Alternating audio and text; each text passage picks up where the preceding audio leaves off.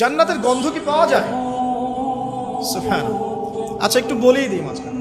রাসূলুল্লাহ সাল্লাল্লাহু আলাইহি ওয়াসাল্লাম মেরাজে হঠাৎ সুঘ্রাণ, নবী সাল্লাল্লাহু আলাইহি ওয়াসাল্লাম বলছেন কোত্থেকে আসছে এটা? জিবরাইল আলাইহিস সালাম উত্তর দিচ্ছেন, এটা হচ্ছে ফেরাউনের মেয়ের চুল আঁচড়ে দিত একজন দাসী, যার হাত থেকে একদিন চিরুনি পড়ে গিয়েছিল। সে বলেছিল বিসমিল্লাহ বলে চিরুনি উঠিয়েছে, উঠে আবার আচরণ শুরু করেছে। এখন এর মেয়ে শুনে ফেলেছে বিসমিল্লাহ বলে উঠিয়েছে। সেই মেয়ে ফেরাউনকে বলল যে আপনাকে বাদ দিয়ে এই দাসী আরেকজনকে ইলাহ মানছে। তখন সেই দাসীকে গ্রেপ্তার করা হলো। তুমি কার উপাসনা করছো, কার ইবাদত করছো? সে দাসী বলছে আমি এক আল্লাহর ইবাদত করি। কে আল্লাহ? যে আল্লাহ আমাকে সৃষ্টি করেছেন, যে আল্লাহ আমার রব, যে আল্লাহ আপনারও রব। ফেরাউনকে মুখের উপর বলে দিল। এবার ফেরাউন তাকে ধরে বলছে ফিরে আসো তোমার মতাদর্শ থেকে, না হলে তোমাকে জীবন্ত আগুনে পুড়িয়ে মার। কি বলছে? আগুনে পুড়িয়ে মার। তো সে ফিরে আসে না। তখন ফেরাউন দেখলো তার সন্তান সন্ততি আছে কিনা। সন্তানরা আমাদের সফট কর্নার না, সন্তানকে ডেকে আনা, দুইটা বাচ্চা, দুইটা কি তিনটা বাচ্চা। বলছে ফিরে আসো, আমাকে ইলাহ বলে স্বীকার করো, না হলে তোমার সন্তানদেরকে আগুনে ফেলে দিবে।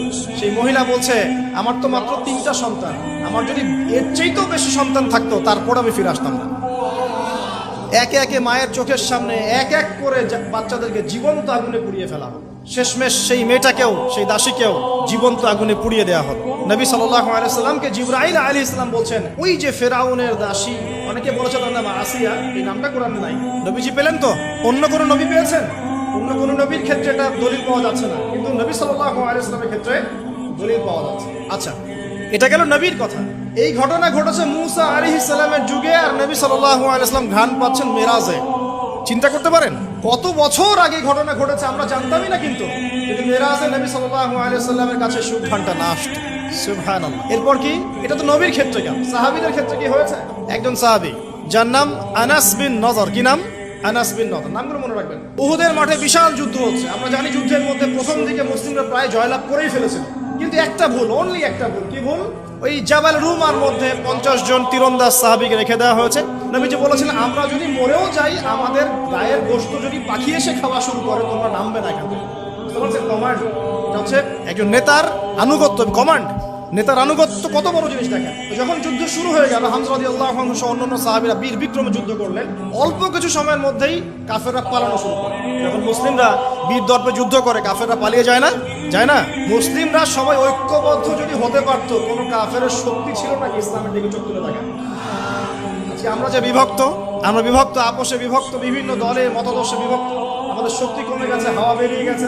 আমাদের যুবকরা এখন পর্নোগ্রাফি, এই গার্লফ্রেন্ড বয়ফ্রেন্ড কালচার, এই মাদক, এই জুয়া, এই জেনার পিছনে ছুটছে। আমরা নামাজ ছেড়ে দিচ্ছি, কোরআন ছেড়ে দিচ্ছি, মা বোনরা পর্দা ছেড়ে দিচ্ছেন। এই জাতি কি বিজয় লাভ করবে নাকি? আগে এই জায়গায় ঠিক করতে হবে, তারপর বিজয় আসবে ইনশাআল্লাহ। বিজয় যে আসবে এ বিষয়ে কোনো সন্দেহ আছে? কোনো সন্দেহ নাই। আমরা না পড়লে আল্লাহ পাক অন্য জেনারেশনকে নিয়ে আসবে। ওই জেনারেশন না পড়লে তার পরের জেনারেশন পারবে। তারাও যদি না পারে, আমাদের দ্বারা যদি কোনো কাজই না হয়, আল্লাহ পাক অমুসলিমদেরকে হেদায়েত দিয়ে ইসলামে নিয়ে আসবেন, তাদের হাত দিয়ে বিজয় দিবেন। পৃথিবী সভ্যতা শুরু হয়েছিল একজন নবী দ্বারা, ইসলাম দ্বারা। সভ্যতা শেষও হবে ইনশাআল্লাহ তাআলা একজন নবী দ্বারা। সেই নবীর নাম কি? নবী ঈসা ইবনে মারইয়াম। মারা গেছেন না জীবিত আছেন? বহু মানুষ বিশ্বাস করে তিনি মারা গেছেন। আমরা কি বিশ্বাস করব? আল্লাহ পাক বলছেন ওয়ামা কাতালুহু ওয়ামা সালাবুহু, তারা ঈসা ইবনে মারইয়ামকে হত্যাও করে নাই, ক্রুশবিদ্ধও করে নাই। বাল রাফাআহু আল্লাহু ইলাইহি, বরং আল্লাহ তাকে তার কাছে উঠিয়ে নিয়েছেন। তিনি কোথায় আসবেন? তিনি আসবেন সিরিয়ায়। কোথায়? এই যুদ্ধ চলছে না সিরিয়ায়, দেখেন নাই? আর এখানে লক্ষ লক্ষ মানুষকে মারা হয়েছে, মা বোনদের ইজ্জত নেওয়া হয়েছে, বাচ্চাদেরকে হত্যা করা হয়েছে। এগুলো ইস্যু নিয়ে একটা টু শব্দ করার মতো সৎসাহস হয় নাই। যে ইস্যুগুলো নিয়ে কথা বললে কোনো বাধা বিপত্তি আসে না, সেগুলো নিয়ে ফেসবুক গরম করতে খুব ভালো লাগে। কথা বোঝেন নাই? এই যে কয়েকদিন আগে যে হ্যালোইন একটা উৎসব হয়ে গেছে না, আরবদের নাকের টকে আরবরাও করেছে না, একটা টু শব্দ করার সাহস হয় না। টু শব্দ করলে সমস্যা, সাপোর্টটা কমে যাবে। তো তারপরে 2013 থেকে 22 পর্যন্ত ইয়েমেনের প্রায় 3.5 লক্ষ মানুষকে হত্যা করা হয়েছে, যার মধ্যে 60% হচ্ছে শিশু। এই ইস্যু নিয়ে একটা কথা বলার মতো সাহস ঘুমটার হয়নি। আর কি অসংখ্য ইস্যু আছে পুরো মুসলিম বিশ্বে, যেখানে তাকাবেন সত্যিকারের মুসলিমরা আজকে নির্যাতিত, নিপীড়িত। অর্থনৈতিকভাবে হোক, সামাজিকভাবে হোক, আপনার পারিবারিকভাবে হোক, ধর্মীয়ভাবে হোক, বিভিন্নভাবে তাদেরকে হ্যারাস করা হয়েছে। এই মাজলুমদের পক্ষে কথা বলার মতো সৎসাহস হয়। কোন ইস্যুগুলো নিয়ে কথা বলতে পছন্দ হয়? ছোটখাটো যেগুলো নিয়ে কথা বললে মজা পাওয়া যায়। দুই চার লাইন কমেন্ট করা যায়, কাউকে অপদস্থ করা যায়, কারো ইজ্জত ধুয়ে দেওয়া যায়। বাস্তবতা কি জানেন? বাস্তবতা হচ্ছে আল্লাহ রাব্বুল আলামিন যখন কাউকে কবুল করে নেন, সারা দুনিয়া মিলেও তার কোনো ক্ষতি করতে পারে। আরেকটা বড় কথা বলি, মানুষের একটা কথা আছে যে স্পিরিচুয়াল প্রেজেন্স, মানে আধ্যাত্মিক উপস্থিতি বলে একটা কথা আছে। মানুষের ব্যক্তিগত প্রেজেন্সের চাইতে স্পিরিচুয়াল প্রেজেন্সটা অনেক বেশি ইম্পর্টেন্ট। বুঝাচ্ছি, ইব্রাহিম আলাইহিস সালাম কিন্তু বেঁচে নাই, বেঁচে আছেন, কিন্তু তার আদর্শ কিন্তু এখনো জীবিত আছে। নবী মুহাম্মদ সাল্লাল্লাহু আলাইহি ওয়াসাল্লাম বেঁচে আছেন, অবশ্যই তারা কবরে জীবিত, অবশ্যই, সেটা অন্য ইস্যু।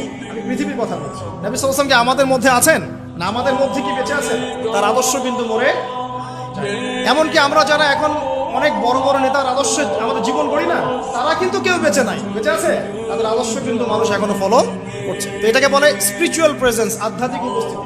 আল্লাহ পাক যাকে কবুল করবেন, যে হকপন্থী হবে ইনশাআল্লাহ তাআলা, সে যদি ফিজিক্যালি প্রেজেন্ট নাও থাকে, তার আধ্যাত্মিক উপস্থিতি জনগণকে পথ দেখাবে ইনশাআল্লাহ। কথা বুঝতে পারছেন? বিগার ইস্যুগুলো নিয়ে কথা বলার সৎসাহস হচ্ছে না। এখানে বলছিলাম যে তোমরা এই জাবাল রুমা থেকে নামবে না যদি আমাদের দেহটাকে পাখি খেয়েও ফেলে। সাহাবীগণ প্রথমে দেখলেন আমরা প্রায় জিতে যাচ্ছি, তারা নেমে আসলেন, বললেন আল গনিম আল গনিম। তখন একটা বিপর্যয় সৃষ্টি হলো। কি বিপর্যয়? খালিদ বিন ওয়ালিদ রাদিয়াল্লাহু আনহু 50 জন ঘোড়সাওয়ারকে নিয়ে পিছন থেকে এই সুযোগে আক্রমণ করলেন। পিছন থেকে আক্রমণ হলো, আর আবু সুফিয়ানের বাহিনী যারা পালিয়ে যাচ্ছিল এরা আবার ইউটার্ন করল। এই দুই চাপে পিষ্ট হয়ে উহুদের মাঠে সাহাবায়ে কেরাম রাদিয়াল্লাহু আনহুদের মধ্যে প্রায় 70 জন বড় বড় সাহাবী শহীদ হয়ে গেলেন। কতজন? প্রায় 70 জন বড় বড় সাহাবী।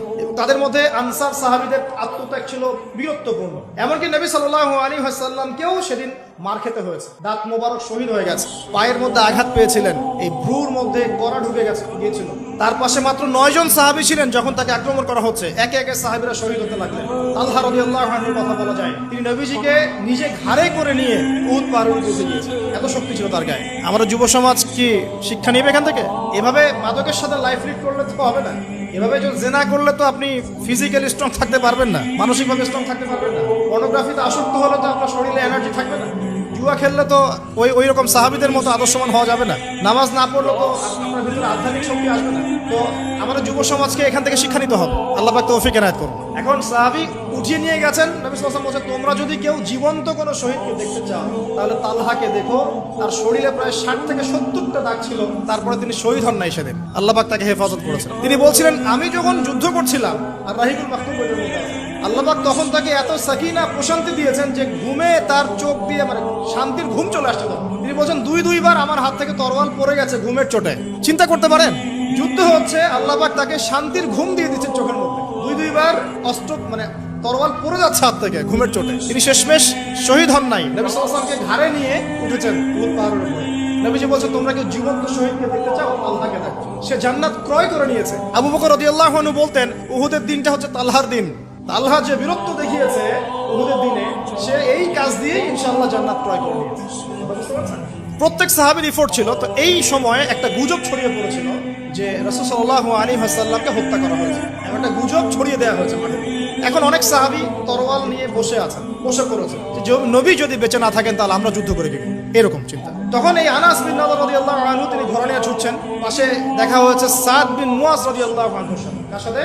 সাদ বিন মুয়াজ, আনসার সাহাবী, বিখ্যাত সাহাবী, যার জানাজার নামাজে নবী সাল্লাল্লাহু আলাইহি ওয়াসাল্লাম বলেছেন যে 70,000 ফেরেশতা জানাজার নামাজে উপস্থিত ছিল।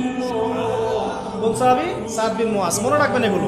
আমাদের যুবকদেরকে, আমাদের আইডলদেরকে তো চিনতে হবে, আমাদের অরিজিনাল সুপার হিরোদেরকে চিনতে হবে না। আমাদের সুপার হিরো কি নেইমার, মেসি নাকি? এসব অহেতুক কাজে সময় নষ্ট করবেন, টোটালি ওয়েস্ট অফ টাইম। সময়ের অপচয়, জুয়া খেললে অর্থের অপচয়, আপনার যৌবনের অপচয়। সবচেয়ে বড় কথা হচ্ছে হায়াতটা নষ্ট হয়ে গেল।